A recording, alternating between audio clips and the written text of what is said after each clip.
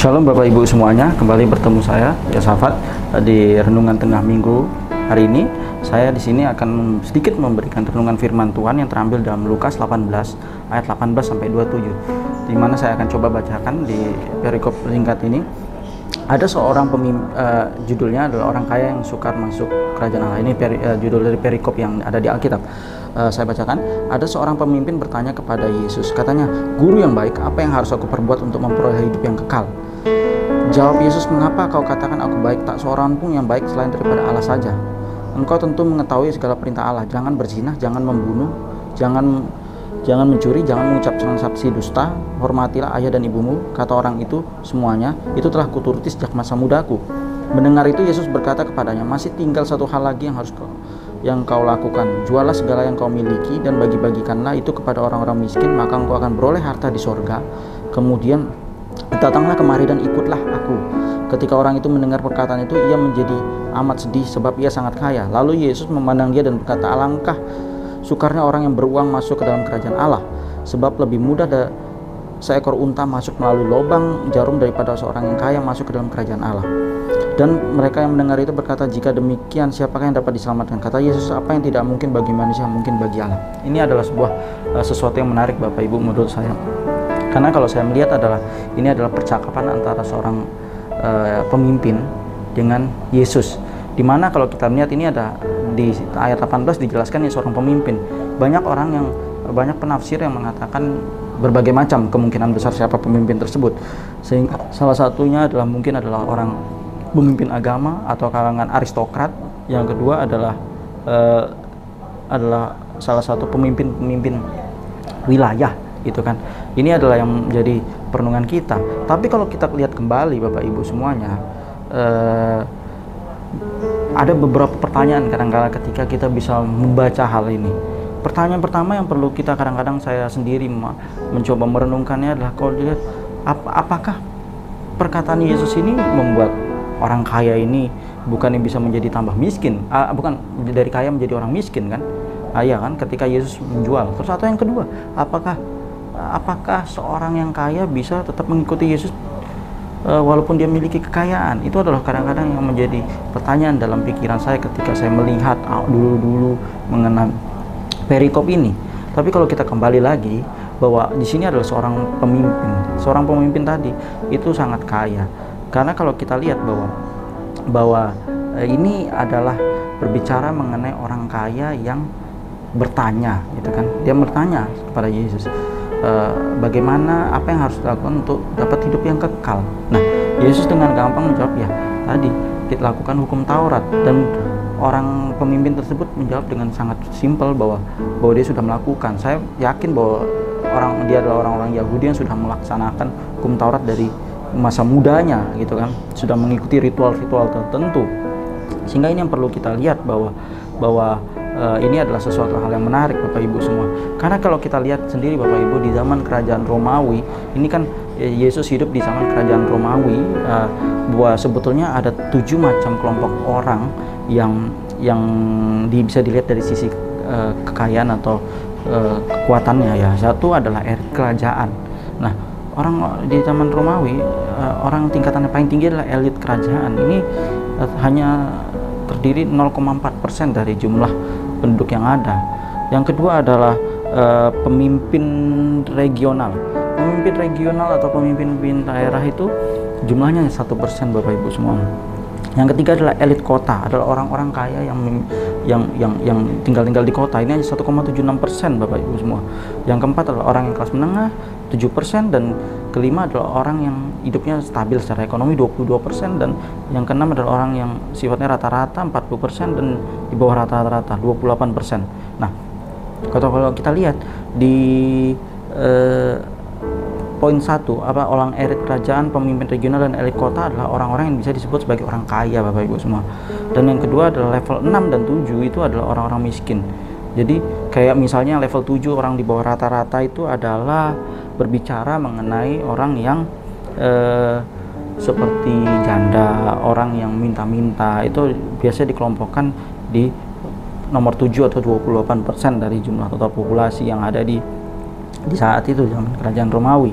Nah, itu adalah sekelumit dari kelompok-kelompok orang kaya yang bisa dikelompokkan gitu.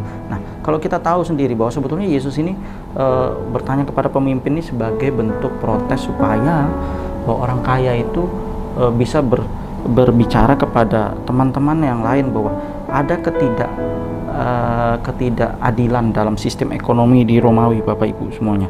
Ketidakadilan ekonomi itu sangat kuat di dalam Romawi, seperti investasi dan sebagainya. Nah, sangat kita pahami Bapak Ibu semua bahwa orang kaya rata-rata yang di zaman dulu ini, di zaman Yesus ini adalah orang-orang yang biasa disebut tuan tanah, yang bisa memberikan pinjaman dengan mungkin bunga yang tinggi seperti itu. Dia akhirnya menekan orang-orang miskin. Kalau bisa kita sebut hubungannya adalah patron klien atau patronase, di mana sebuah hubungan ini adalah sebuah hubungan dimensi vertikal dari status orang yang tinggi dengan yang rendah. Artinya ada perbedaan antara kekuasaan antara orang yang berkuasa dengan yang tidak berkuasa. Ini adalah sebuah bentuk dari model-model patron klien, hubungan patron klien yang Yesus ingin sampaikan dalam pesan di Lukas 18 ayat 18 sampai 7 ini, Bapak Ibu semua. Sehingga Yesus ketika bertanya kepada orang kaya itu bagaimana untuk mendapatkan hidup kekal, dia kepengen menjadi lebih jauh gitu loh. Dia kepengen menjadi lebih jauh untuk bagaimana orang kaya itu sadar bahwa kekayaannya itu didapatkan dengan cara yang salah, dengan cara yang tidak baik. Ada hubungan patron klien yang antara dia yang kaya dengan bawahannya atau pegawainya, karena kita tahu sendiri bahwa orang-orang seperti ini biasanya juga adalah orang-orang yang punya tanah dan sebagainya, yang akhirnya orang-orang yang miskin itu adalah bekerja di bawah dia dan minjem uang, dan mereka mengenakan bunga yang tinggi.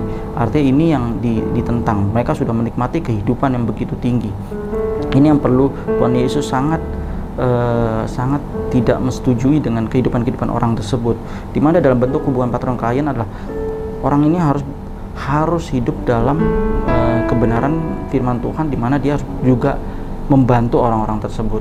Dia harus bisa menolong orang-orang tersebut. Sehingga saya melihat di sini ada 3 hal Bapak Ibu yang bisa kita pelajari, kita bisa renungkan dari percakapan Yesus dengan orang pemimpin ini yang kaya ini. Yang pertama adalah kita orang percaya harus bermurah hati, Bapak Ibu semua.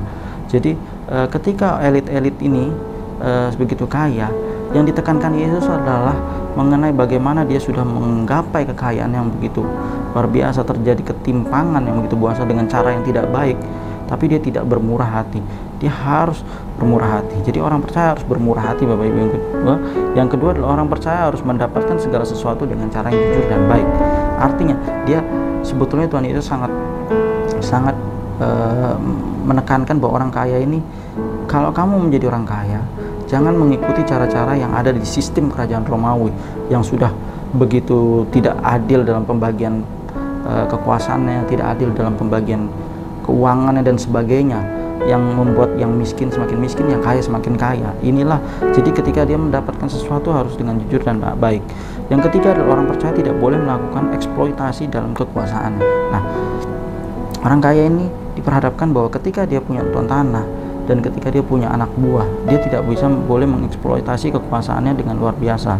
Inilah yang Tuhan Yesus ingin tegaskan di dalam perikop ini, bahwa 3 hal orang percaya harus bermurah hati. Yang kedua adalah orang percaya harus mendapatkan segala sesuatu dengan jujur, dan ketiga orang percaya tidak boleh melakukan eksploitasi dalam kekuasaan. Adalah sesuatu yang bisa dilihat sebagai nilai sosial yang tinggi, bahwa di mana Tuhan Yesus begitu juga mengasihi orang-orang yang hidup dalam berkekurangan di dalam zamannya. Artinya Tuhan Yesus melihat bahwa orang-orang seperti ini sangat mengerikan, adalah orang-orang yang tidak dalam kondisi yang selalu baik. Artinya Yesus berpihak pada orang-orang yang banyak tidak mampu tersebut.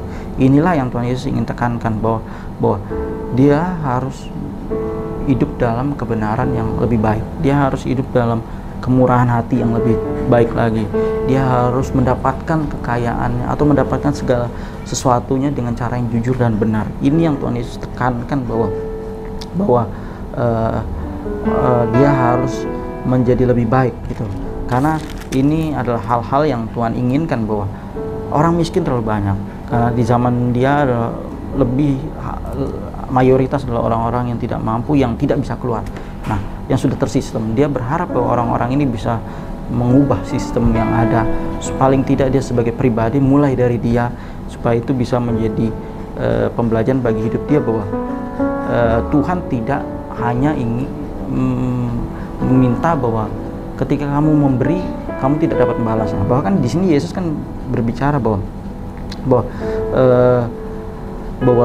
ikut aku, bahwa untuk masuk kerajaan surga itu adalah sesuatu yang perlu ada pengorbanan seperti itu. Nah, ini yang menurut saya adalah ketika kita lihat bahwa Tuhan juga akan memberikan. Artinya Tuhan tidak berbicara bahwa dia tidak harus memiliki sesuatu, tapi adalah cara-caranya gitu. Nah, di sini yang perlu Tuhan inginkan, bahwa kita menjadi seorang yang punya nilai keadilan sosial yang lebih tinggi dalam hidup orang percaya. Mungkin itu saja renungan firman Tuhan pada hari ini. Semoga kita dapat mengerti bahwa ada 3 hal. Orang percaya harus bermurah hati. Yang kedua, orang percaya harus mendapatkan segala sesuatu dengan jujur dan baik. Yang ketiga, orang percaya tidak boleh melakukan eksploitasi dalam kekuasaannya. Adalah sesuatu yang bisa kita kembangkan dari pemahaman kita belajar dari Lukas 18 ayat 18 sampai 27 tersebut. Semoga kita dapat belajar sesuatu dari renungan firman Tuhan ini, dan kita dapat mengembangkannya dalam kehidupan di hari depan. Amin.